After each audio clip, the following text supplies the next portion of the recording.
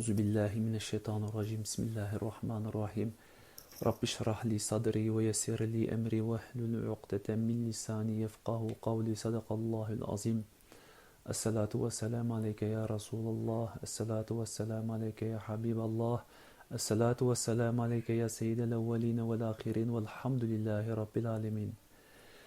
Mes frères et sœurs, je vous salue par le plus beau salut d'Allah Azza wa Jal. Assalamu alaikum wa rahmatullahi wa barakatuh.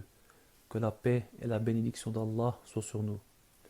Mes frères et sœurs, dans ce contexte de coronavirus, de confinement, de repli chez soi, beaucoup ont pris conscience combien on était proche de la mort et ont commencé à méditer sur ce terme, à réaliser que l'homme est faible et que ce mot qui fait partie de notre quotidien est en fait une réalité et que la mort n'est pas le néant, mais au contraire, un passage dans une autre dimension. En effet, de nos jours, la sécularisation de la société et les idéologies humaines qui en découlent écartent l'au-delà de notre quotidien, alors que la croyance en la vie après la mort est un des fondamentaux du musulman. Pour nous, l'important, l'essentiel est l'au-delà. Le Coran, qui définit nos perceptions et notre mode de vie, nous dit « La vie d'ici-bas n'est qu'un jeu et un divertissement, alors que la véritable vie est celle de la vie future. Mais les hommes le savent-ils » Surat Ankabut, ayat 64. Dans un hadith du prophète sallallahu alayhi wa sallam, il nous dit « La vie d'ici-bas, pour moi, est comme le voyageur qui se repose sous l'ombre d'un arbre et continue sa route. » Un musulman a le devoir de construire ce monde avec justice et bonté, mais nous devons faire ceci avant tout pour obtenir la satisfaction divine. Mes frères et sœurs, cette vie est le champ de l'au-delà. Nous devons donc donner l'importance qu'il faut à ce bas monde, tout en restant centrés sur la vie après la mort. Cette vie est une occasion pour l'humain, une occasion pour gagner la vie éternelle. Au-delà de cela, toutes sortes d'importance que nous attribuons à ce bas monde fera de nous des êtres humains victimes d'ambitions sans fin. Pour satisfaire des désirs sans fin, une vie entière sera gaspillée.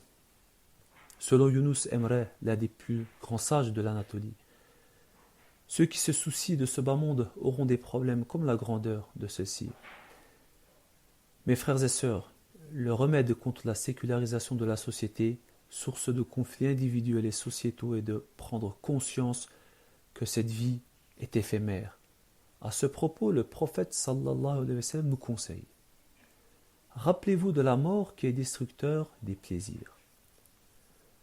Ne pas oublier la vérité qu'on va mourir nous empêchera de nous noyer dans les problèmes quotidiens, mais aussi nous motivera pour accomplir les actes obligatoires pour préparer l'au-delà.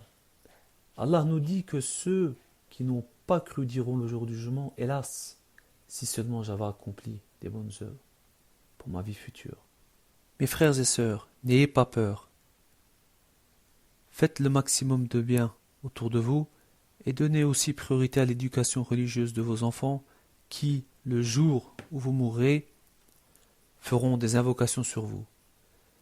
En fait, quand nous regardons de près, nous avons déjà tous vécu ces étapes.